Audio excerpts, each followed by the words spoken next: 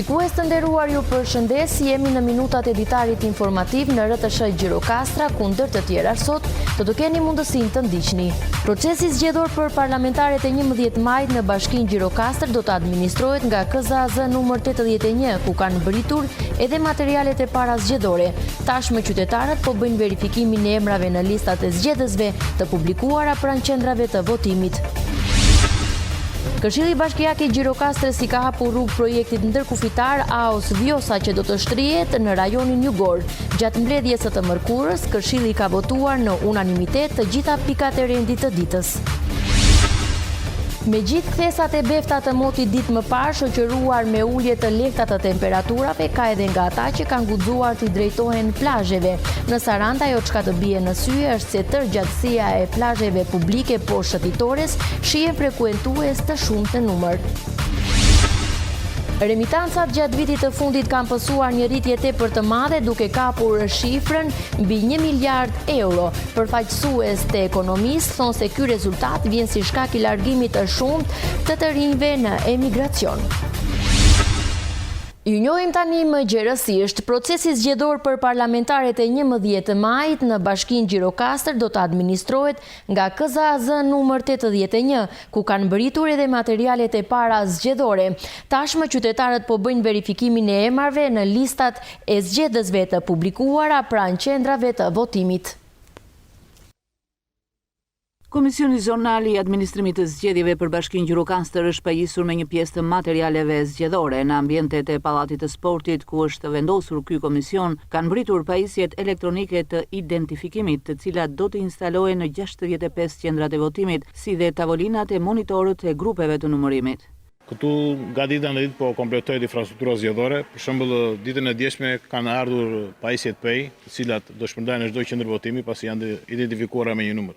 Gjithse cila qendër ka numrin e vet. Gjithashtu kanë ardhur tavolinat e numërimit, monitorët, të cilat do përbëhen, siç e dini, KZAZ 81 ka 5 grupe numërimi, e përbën nga 4 anëtarë secila, të cilat i përkasin një anëtar i përket Partisë Demokratike, një Partisë së Lirisë, një Partisë Social-Demokrate dhe një Partisë Socialiste.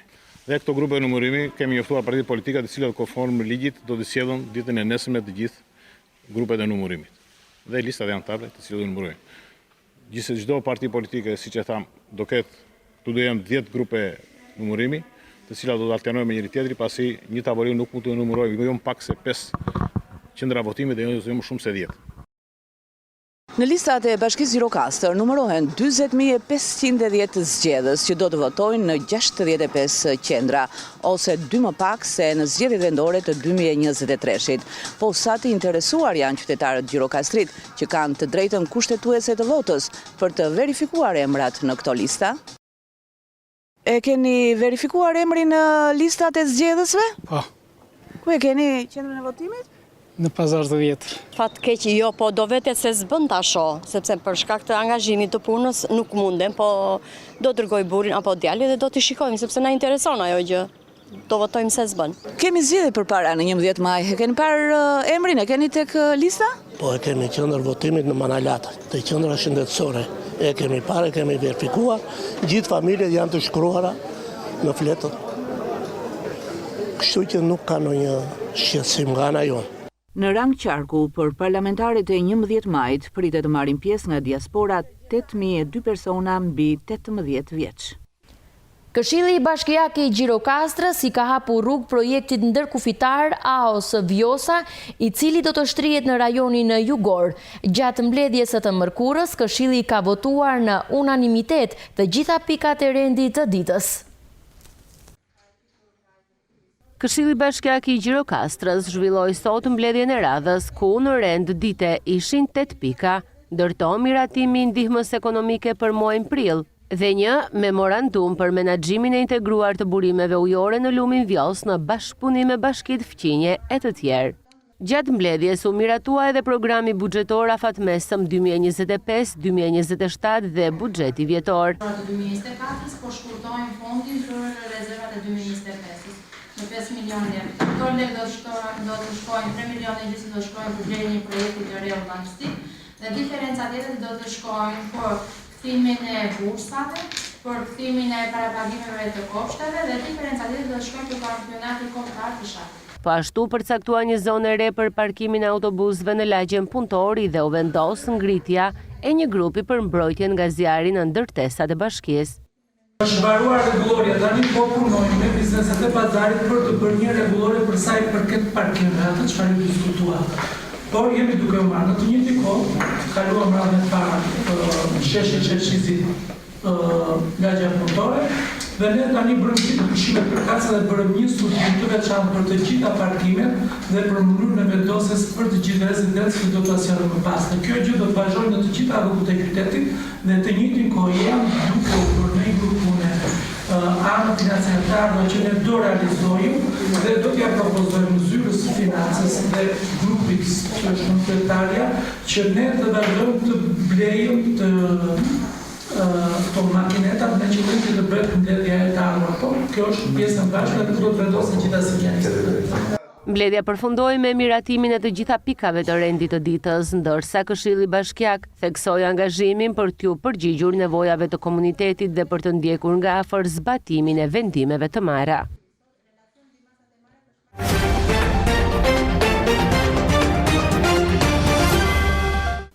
Kandidatët që garojnë në zgjedhjet e 11 majit kanë vijuar bashkëbizetimet me komunitetin. Drejtuesja politike e Partisë Socialiste, Mirela Kumbaro, është ndalur në Cepo.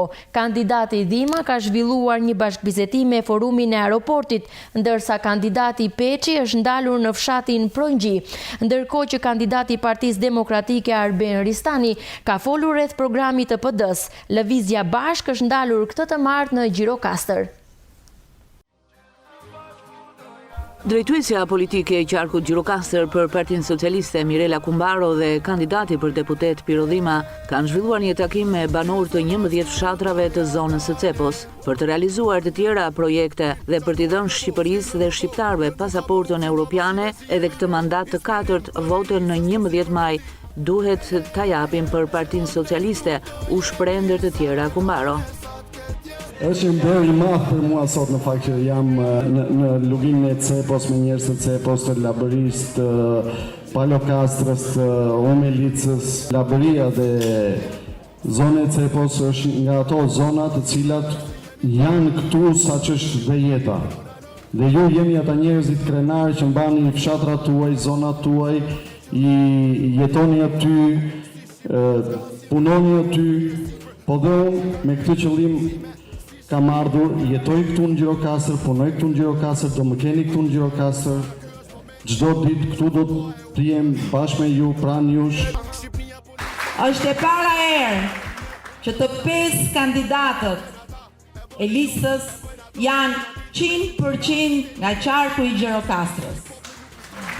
Tu nuk është më çështje e majtë e djathtë, tu është çështje punë, rrugë, mirëqenie, fëmijët, shëndeti, arsimi, turizmi, ekonomia, finansat, pensionet, rrogat dhe e rëndësishme është të votojmë atë forcë politike që ruan këto vlera, që mendon për familjet, që në mandatin e 4 e ka thënë shumë qartë Partia Socialiste. Nëse ne kemi bërë rrugë, ujësjellsa, Gjirokastra s'kishte ujë, sot ka 24 orë. Pra gjithë të punë që janë bërë, mandati i 4 të rinjve tanë, Kalipso hajde këtu. Kalipso dhe shoqet e saj ka nevojë për pasaportën europiane. Ne kemi shumë vëllezër e motra sot që janë në emigracion. Edhe të duan të kthehen, thot po u ktheva, humb të lejnë e qëndrimit që kam këtu. Po u ktheva, base humb vendin e punës që kam këtu. Pasaporta europiane që do të marrë Shqipëria në mandatin e 4 na jep lirinë e lëvizjes për shkolla, për punë, për pensione, për çfarë të duam. Por që kjo të bëhet realitet dhe kjo bëhet realitet vetëm me Edi Ramën. 11 maj duhet që të gjithë ne votën ta japim për Partinë Socialiste.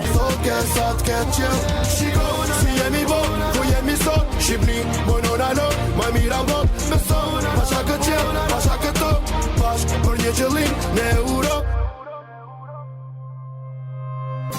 Gjithë bashku do ja dalim.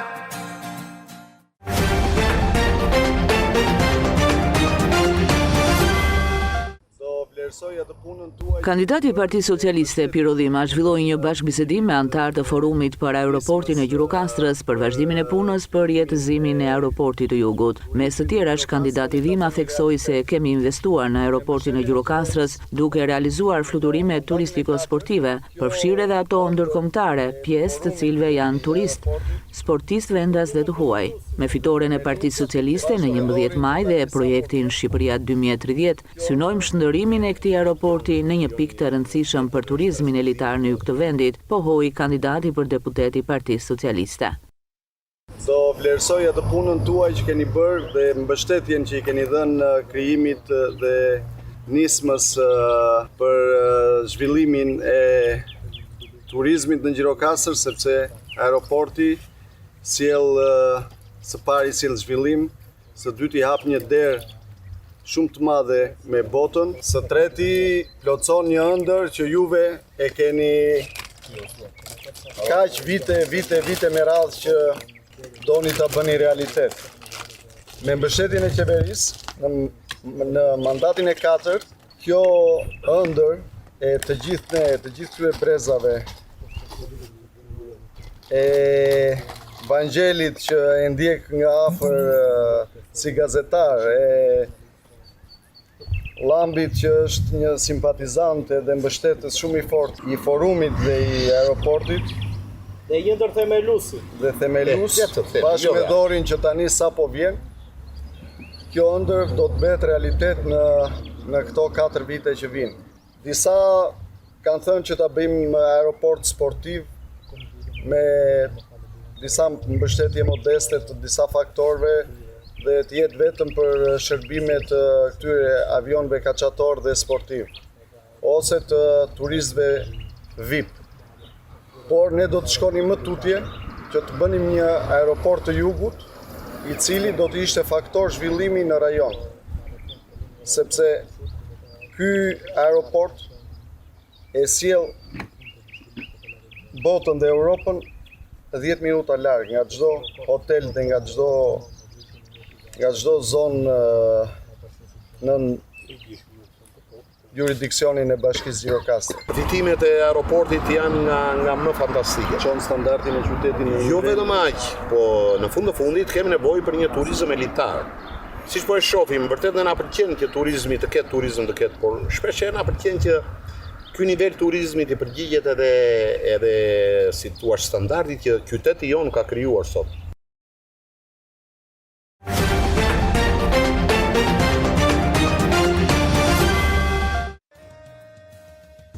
Fshati Prongji ishte ndalesa e radhës për kandidatin socialist Tërmet Peçi, ku banorëve u kërkoi mbështetjen për këtë mandat si deputet i qarkut Gjirokastër për të bërë realitet ëndrrën e të parëve Shqipërinë europiane.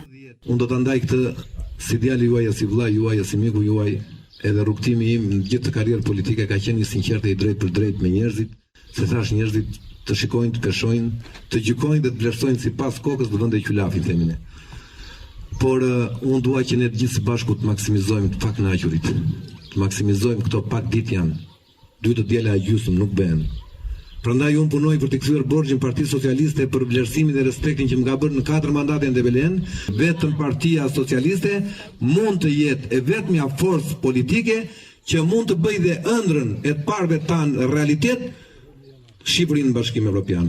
Në datën 11, 12 edhe 13 unë me të gjithë të 7 kryetarët e bashkive në qoftë se do të kem besimin dhe votën tuaj, do të kthehem mbrapsh dhe për falenderim, por dhe pastaj për të ulur, për të diskutuar që çfarë si tek mund të bëjmë ne, duke qenë që jemi të gjithë kryetarët e bashkive, jemi antarë të një familje. Të vetëm gjë që ti të bëjmë më mirë, ti shërbej sadopak me kontributin tim, por me mbështetjen tuaj, komunitetit që jam sot i nderuar, të jam përfaqësues dhe të jam lideruse për zgjedhjet parlamentare. Përveç urimeve për të dalë me sukses nga kjo garë, të pranishmit u shprehën se vota e tyre do të shkojë për të dhe Partinë Socialiste në 11 maj. I keni të sigurta sepse ky popull e ka parë ç'është e mira dhe ç'është e keq. Urojmë vetëm fitore, edhe kam besim të plotë që fshati edhe shkemi korrekt, Tërmet Peti të fitojë. Të uroj një fitore të thellë, nga zona toj një 100% i votuash. Ke ardhur në një fshat, në një zonë që flasim për trimërira, besnikërira dhe ka qenë streha e kohës së luftës për gjitha fshatrat e zonës. Ndaj, të uroj suksese, mirë se erdhe, një fitore e madhe e Partisë Socialiste, numri 5, dhe inshallah dash Zoti fitosh sa më shumë ty dhe Partia Socialiste, të djathtë dhe të majtë në mbështetjen e Partisë Socialiste. Jemi shumë të gëzuar në këtë ditë të lumtur që mirëpresim deputetin e ardhshëm, por edhe degët me sa kemi dëgjuar për Tepelenën, i kemi dëgjuar që ka dhënë rezultate dhe mendojmë se edhe ne do të na dëgjoj zërin ton. Ne nuk duam të dim se ç'është bërë, se si kërkojmë dot këtij, por ç'do bëjmë këtë jetutje.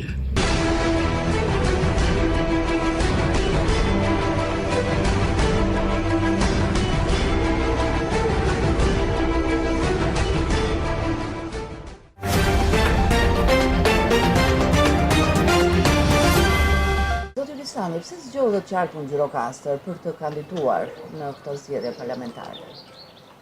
Unë kam qenë sekretari përgjithshëm i Partisë Demokratike dhe nga pikpamja partijake mund të zgjidhja çdo qark, sepse njoh organizimin e partisë dhe kam punuar në shumë qarqe të Shqipërisë.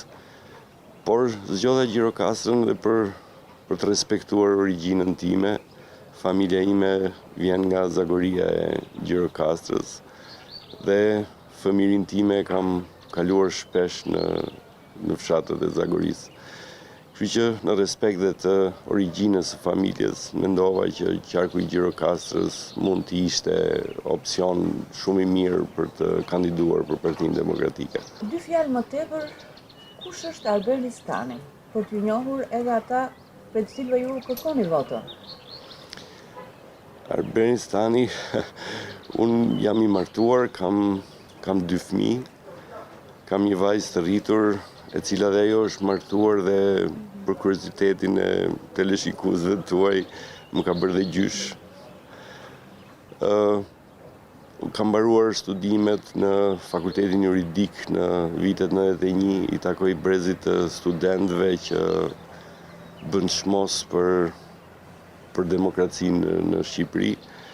Më pas kam punuar si gjyqtar, kam qenë avokat, këshilltari i Presidentit Republikës, drejtori i Shkollës Magjistraturës, kam qenë antar dhe kryetari i Komisionit Qendror të Zgjedhjeve, zëvendësministri i Brendshëm për pak kohë dhe pastaj deputeti i Kuvendit të Shqipërisë në legjislaturën 2013-2017. Kjo është pak a shumë si vija ime dhe statusi im social. Se duhet t'ju votojnë ju, banorët e Qarkut të Gjirokastrës? Personalisht i ofrohem Gjirokastrës si djali i vendit, me që thash familja ime rrjedh prej këtij vendi. Jam në një CV të mirë nga pikpamja profesionale, intelektuale. Kam një përvojë në fushën politike, duke qenë se kam qenë deputet i njoh parlamentin. Kam një CV të mirë në pikpamjen e organizimit partijak, duke qenë se kam qenë dhe sekretari përgjithshëm i Partisë Demokratike. Po përveç cilësive personale, kryesorja është programi që Partia Demokratike ofron për shqiptarët. Unë do t'ju thosha votuesve me që jemi për zgjedhje që vota është një herë në 4 vjet. Qytetarët kanë mundësi të ndikojnë tek pushteti një herë në 4 vjet dhe është një gjë aq e rëndësishme sa që nuk mund ta shpërdorosh, sepse nuk ke një mundësi tjetër derisa 4 vjeçari të kalojë. Prandaj duhet menduar mirë për votën dhe duhet zgjedhur mirë forca politike që do të votosh dhe kandidati që do të votosh. Shiko, ne kemi përballë një kryeministër i cili në këto zgjedhje të paktën po ju afrohet qytetarëve me noc rrokun, me çyrykun. Po ju tregon fëmijëve që të shohin fotot e tij nudo në Facebook, pra një degenerim total i strukturës shtetërore shqiptare. Vim pas një qeverisje prej 12 vjetësh nga Partia Socialiste, e cila jo vetëm e ka shpopulluar Shqipërinë, por kryesisht e ka varfëruar në skaje atë. Dhe për më tepër një bandë kriminale e cila i ka vjedhur shqiptarët në një mënyrë të përbindshme dhe të vazhdueshme. Kështu që në këto kushte, Partia Demokratike ka përcaktuar si drejtim kryesor të asaj që ju ofron shqiptarëve për 4 vitet e ardhshme, së pari t'i nxjerrë nga varfëria. Dhe që t'i nxjerrë nga varfëria, ne kemi dhe duam dhe kemi bërë një plan të qartë dhe të përcaktuar se si do të rrisim pensionet, si do të vendosim minimumin jetik jo më pak se 200 euro, si do të kemi rrogat minimale jo më pak se 500 euro, rrogat mesatare jo më pak se 1200 euro, rrogat e mësuesve tek 1500 eurot.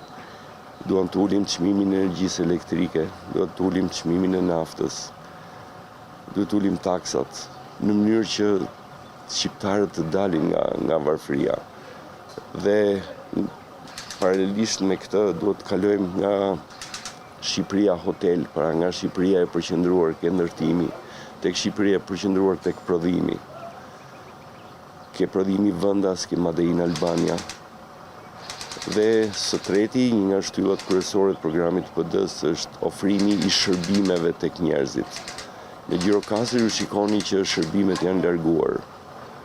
Për shembull, për arkivat duhet shkoni në Fier, apo jo, për gjykimet administrative duhet shkoni në Lushnjë, për apelin e gjyqësorit duhet shkoni në Tiranë, zyrat arsimore edhe ato jashtë Gjirokastrës, drejtoritë e shëndetësisë dhe ato jashtë Gjirokastrës. Pra shërbime të larguara nga qytetarët, gjë e cila e bën shumë të vështirë për qytetarët që t'ju afrojnë këtyre shërbimeve, t'i marrin këto shërbime. Mirë po, në rast se ti nuk merr shërbimet, në rast se vendi varfërohet, në rast se rinia largohet, atëherë qyteti kthehet në një fshat të madh, në një zonë rurale, dhe jo në një qytet siç Gjirokastra si takon të jetë. Me një plan të qartë në këtë drejtim, ne do të mund t'i realizojmë këto. Dhe kjo është ajo që shqiptarët duhet mendojnë, që votuesit duhet mendojnë. Ne duhet votojmë sepse duhet rrisim cilësinë e jetës tonë. Ne nuk mund të thjesht të votojmë se kemi një kloun i cili na mban me duke tentuar të na bëj për të qeshur dhe për të harruar varfërinë që në. Dhe këtu dua dhe të vendos dhe një theksim. Shiko, të votosh nuk është një tifozlik. Nuk është sikur shikon një ndeshje futbolli dhe bëhesh tifoz. Dhe nuk e ndron ekipin tënd megjithse humb. Çështja është që politika nuk është tifozlik. Politika të ndikon jetën dhe duhet realisht ta mendosh mirë atë votë që e ke një herë në 4 vjet, ku e hedh, për kë e hedh. Shikoni dhe kandidaturat që ofron kundërshtari në politik. Janë njerëz të përlyer në korrupsion. Ju keni ndjekur shembujt dhe programet që japin mediat sot lidhur me vjedhjet monstruoze të kryera, qoftë në bashki, qoftë në qeveri.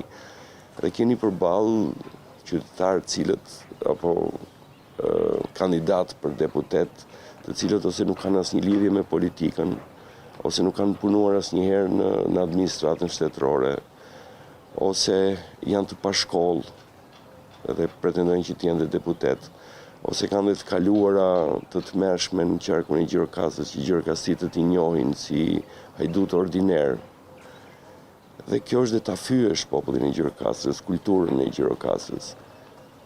Prandaj mendoj që ofertat që ka Partia Demokratike, qoftë nga pikpamja intelektuale, jo vetëm unë, po dhe kolegët e mi që i ofrojnë Gjirokastrës si kandidatura për deputet, janë në fushën e majave të profesionit. Janë intelektual të shquar, janë pedagog, dekan, profesor doktor. Pra, i ofrohemi qoftë në ofertë njerëzore, pra me cilësit personale, intelektuale, por dhe me një program të qëndrueshëm të Partisë Demokratike. Dhe njerëzit duhet ta bëjnë mendjen top, çfarë duan për të ardhmen e tyre. A duan që Gjirokastra të lullëzoj, a duan që të jetë Gjirokastra një qendër e jugut, ku të jetë një qytet universitar që glon nga rinia, siç ka qenë dhe pak vite më parë, kur para se mortaj e rilindjes ta pushtonte. Pra duan që shërbimet të kthehen pranë tyre, duan që të kenë punë, duan që të dalin nga varfëria, që të jemi pjesë e Evropës, duhet të arrijnë standardet që ka Evropa. Po standardet që ka Evropa nuk arrihen me korrupsion, me hajdutëri. Arrihen me punë, me njerëz intelektual, me njerëz që duan vendin. Dhe edhe një nënvizim të fundit ndoshta për ta mbyllur. Shiko, e djatha është e përqendruar tek familja. E djatha është e përqendruar ke dashuria për atë dheun. E djatha është e përqendruar ke besimin në Zot. E majta ka cënuar rënd familjen. E majta nuk do atë dheun. E majta nuk beson në Zot. Dhe njerëzit duhet ta kuptojnë pse janë të djathtë dhe pse janë të majtë. Pse duhet votojnë njërin krah dhe jo tjetrin.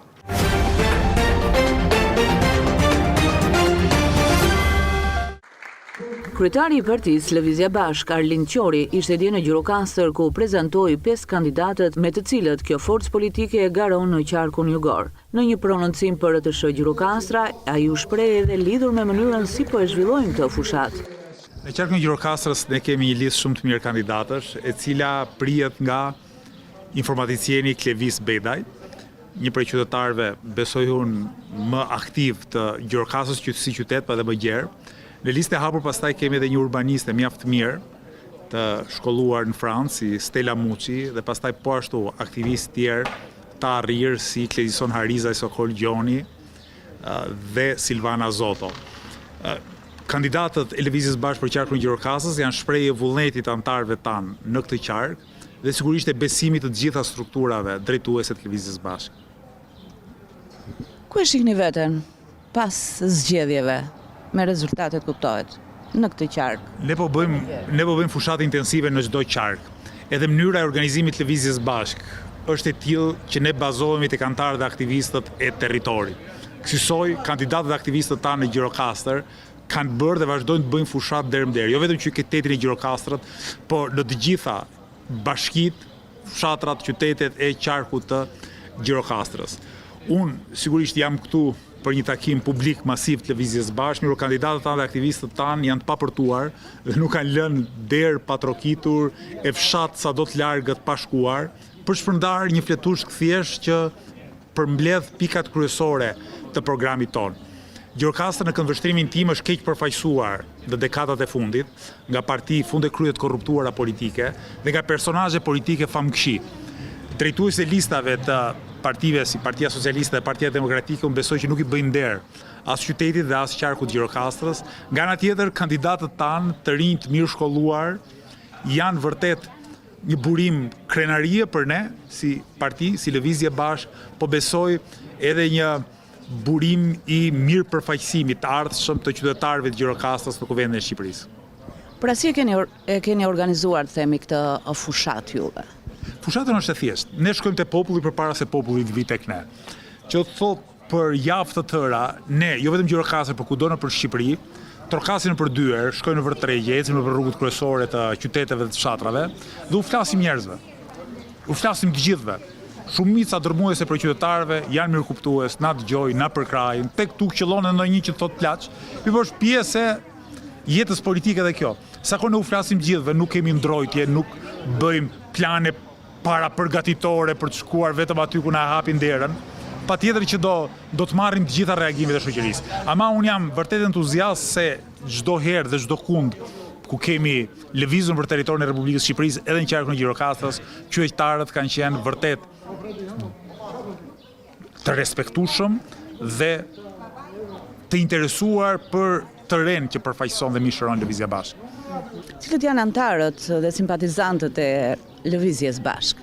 Ne kemi antarë dhe mbështetësit tanë nga gjitha shtresat shoqërore. Jo vetëm të rinj, po edhe pensionistë. Aq e vërtetë është kjo sa që jemi vetëm parti që në Tiranë kemi bërë 8 protesta vetëm me pensionistët. Kështu që edhe Gjirokastra dhe nga do tjetër, ne kemi antarë dhe mbështetës sa midis trinjve as që edhe mes pensionistëve, sa midis punëtorëve, bujqve, sipërmarrësve të vegjël, por edhe shtresës mesme profesionale. Lëvizja Bashkë një parti me potenciale të mëdha, që përpiqet përfaqësoj më të mirën e shoqërisë shqiptare, përpiqet përfaqësoj ato shtresa që janë vërtet produktive, të punës, që punojnë sot, që kanë punuar dje, ose që përpiqen të punojnë dhe të jetojnë me nder.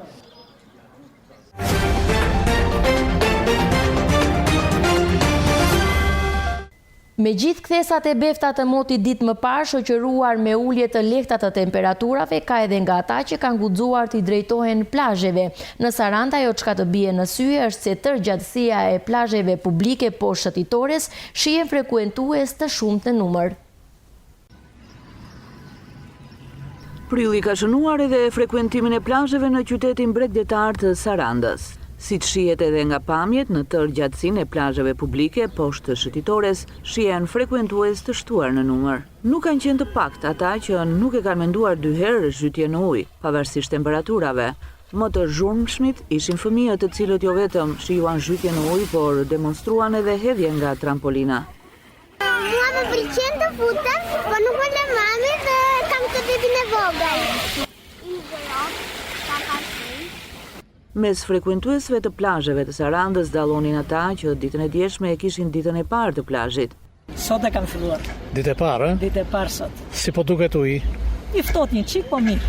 Më të shumë të thanë se ka nisur prej kohësh plazhin, e këtë e tregon edhe ngjyrimi në bronz i lëkurës së tyre.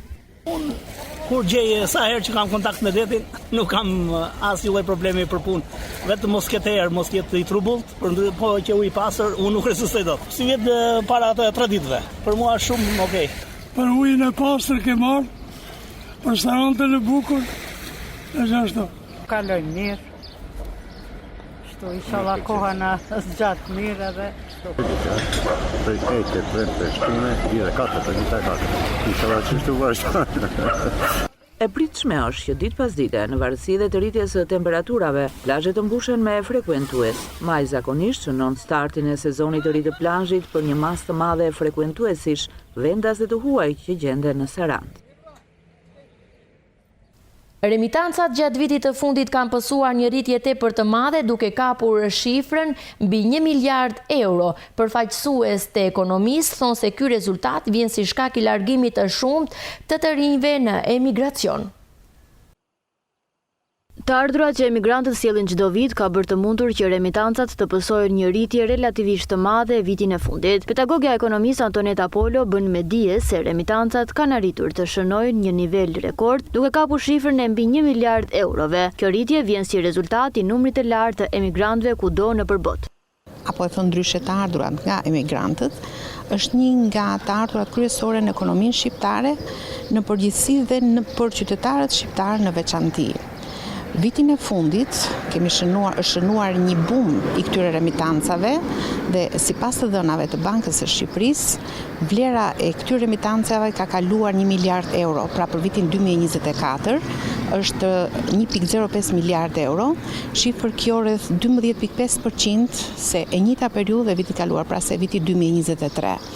Dhe kjo ka një shpjegim që lidhet me rritjen e numrit e emigrantëve. Të gjithë e dim që është rritur ndjeshëm numri i qytetarëve shqiptar që kanë shkuar në emigracion dhe këto të ardhura nga emigracioni kryesisht nga Shtetet e Bashkuara, Greqia, Italia e tjerë, përbëjnë një nga burimet kryesore të ardhurave në Shqipëri. Rritja e migracionit shoqërohet gjithmonë dhe me rritjen e remitancave. Ka ardhur kjo rritje që nga viti duke filluar që nga viti 2013, kur filloi kriza ekonomike globale, dhe këtej për të shënuar kulmin në vitin 2024. Polo thekson se rritja e remitancave do të vijojë të jetë në nivele të larta për shkak të emigracionit të rinjve. Përderisa ka emigracion do të ketë rritje të remitancave. Ne e shikojmë që gjithmonë ka largim sidomos të brezit të ri nga Shqipëria, dhe kjo do të shoqërohet dhe me rritjen e remitancave. Madje në institucionet botërore është vetëm për vitin 2023 ishin rreth 75.000 individ të larguar nga Shqipëria që kishin aplikuar për leje qëndrimi në vendet e Bashkimit Evropian. Dhe përderisa kemi një lëvizje të lirë të njerëzve, me siguri që kjo nuk mund të ndalojë largimin dhe kryesisht të rinjve, dhe kjo pastaj nga ana e vet shoqërohet me shtimin e remitancave. Nga të dhënat e Eurostat, vlera e remitancave që kanë hyrë në Shqipëri gjatë vitit 2024 ka rritur nivelin më të lartë të dekadës së fundit, ku kanë kapur vlerën e më shumë se 1.2 miliard eurove në rritje me 5.8% krahasuar me një vit më parë. Prej shumë vitesh Gjirokastra ka marrë një zhvillim të madh turistik, duke pritur turistë të ndryshëm nga e gjithë bota. Përveç bujtinave, ka edhe shumë ambisa gjirokastrite që mirëpresin vizitor dhe në të njëjtën kohë gatuajnë së bashku me ta gatimet tradicionale të gjysheve. Gjirokastra ka marrë një vëmendje të veçantë nga turistët dhe nga viti në vit është duke ofruar më shumë mundësi për vizitorët që dëshirojnë ta vizitojnë atë. Një prej anvisave gjirokastrite, Marieta Karagjozi, e cila prej vitesh pret turist nga mbar bota, thotë se gjatë kësaj periudhe ka patur grupe ose familjar nga Italia, Hollanda e Gjermania. Ka pasur fluks, kemi filluar më shumë me grupe. Vjet kanë qenë më shumë individ, do me të nga 2 veta e lartë, si vjet kemi filluar me 10 veta e lartë, ka dhe nga këta me 5 e me kështu, po që thuhet se themi se dojtë një fillim i mbar. Është pak si me vonesë, po them se do kemi. Kryesisht kanë qenë këta turistë që vinë. Si vjet si asnjëherë, mua më ka ardhur një grup i madh prej 10 vetash vetëm nga Italia. U çudita se vitet e tjera s'para kanë ardhur për të paktën për klasën e gatimit. Pastaj gjerman, holandez, pardje kisha një familje me 5 veta, më të shumtët janë gjerman, do me të deri tani që kanë ardhur. Vjet kryesonin holandezët, po them dhe se si vjet do ketë prap holandez. Zonja Marieta, si një gjirokastrite që është, u ofron turistëve gatimet tradicionale të gjysheve. Vizitorët kanë mundësi t'i gatuajnë dhe t'i shijojnë ushqimet e ndryshme, si qifqit, byrekun e shumë gatime të tjera. Gatimet tradicionale të vjetra të gjysheve, i bëjmë si që kanë bërë gjyshet. Kemi një 3 paketa, të cilat vetë personat i zgjedhin vetë sipas dhe buxhetit të tyre. Vinë gatuajnë vetë, unë ju flas, ata gatuajnë dhe pastaj ulemi në tavolinë. Tradicionale njërë është qifshia që nëse heqim dot dhe që na përfaqëson si qytet, pavarësisht se është pjatë kryesore e tavolinës, po e mbush atë tavolinën e jep goxha prezencë osat, që i fillojnë që nga fillimi që nga brumi, nga me mielin e zënë tamam dhe pastaj përfundojmë deri në furrë. Janë qoftë bobollaqet, të cilat nuk praktikojnë të paktën në restorante deri tani, po unë këtu e kam në paket, bëjmë qahit e Gjirokastrës, jo byrekun që bëhet në gjithë Shqipërinë, po tradicional qahit. Bëjmë asude, ndonjë hallë, oshafin. Shumë turistë që vinë në Gjirokastër ngelen të mahnitur jo vetëm nga natyra, vendet, por dhe nga kulinaria që qyteti i Gurt ofron. Ishim në minutat e ditarit informativ në RTS Gjirokastra. Unë ju falenderoj për vëmendjen, ju uroj shikim të këndshëm të programeve tona në vijim. Bashkë, miru pafshim.